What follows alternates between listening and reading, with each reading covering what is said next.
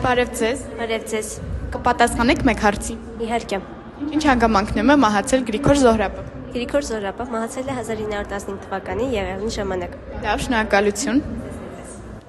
Ինչ նովելներ է գրել Գրիգոր Զոհրաբը եւ որ նովելի, որ հերոսն է ձեզ համար ավելի հիշարժան։ Գրիգոր Զոհրաբը գրել է շատ նովելներ, Ճիտին պարտքը, Այրի նովելը, ինձ համար ավելի հիշարժան է Այրի նովելի Զարդարի կերպարը։ Լավ, շնորհակալություն։ Ինչ շրջասույթով է հայտնի Գրիգոր Զոհրաբը։ Գրիգոր Զոհրաբը հայտնի է Նորավեպի իշխան շրջասույթով։ Լավ, շնորհակալություն։ Երբ եւ որտեղ է ծնվել Գրիգոր Զոհրաբը։ Գրիգոր Զոհրաբը ծնվել է 1861 թվականին Բեշիկթաշում։ Լավ, շնորհակալություն։ Մեկ բառով կբնութագրեք Գրիգոր Զոհրաբը։ Իհարկե, ազնվագույն մարդ, գրող, քաղաքացի եւ գործիչ։ Շնորհակալություն։ Հայ ժողովրդի պատվար, այս անտեր ու անգլուխ ժողովուրդ որու թողի։ Շնորհակալություն։ Հզոր պրոֆեսիոնալ անհատ։ Շնորհակալություն։ Խորագետ։ Շնորհակալություն։ Զոհրաբի գրելաոճը իհարկե տարբերվում է մյուս գրողների գրելաոճից, բայց այն առաջին բառը, որ գալիս է Զոհրաբի մասին բնութագրման համար, պիտի ասենք, որ Զոհրաբը իրատես գրող էր։ Դրա ապացույցն է օրինակ նրա ժողովածուներից մեկի վերնագիրը «Կյանքը ինչպես որ է»։ Շնորհակալություն։ Ինչու՞ չէ։ Անկերազանցելի։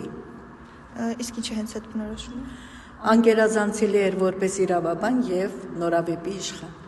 Շնորհակալություն։ Գրիգոր Զոհրաբը անձնազոհ, մտավորական անձնազոհ հայ է։ Իսկ ինչու հենց այդ բնորոշումը։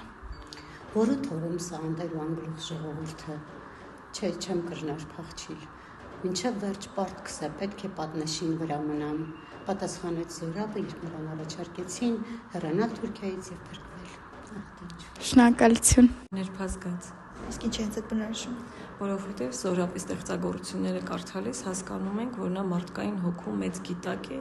եւ նրբորեն զգում է մարդկային հոգու բոլոր գաղտնիքներն ու երանգները դրսևորման։ Շնորհակալություն։ Գրիգոր Զոհրաբը հայ գրականության ծիածանն է, ես նրան նմանեցնում եմ ծիածանին, որովհետև հայոց մեծ եղեռնի տարիներին, ծանրագույն տարիներին Գրիգոր Զոհրաբի անձը եւ Գրիգոր Զոհրաբի ստեղծագործությունները կարծես ծիածան լինեն հայոց մառախլապատ անգույն երկնքում։ Շնորհակալություն։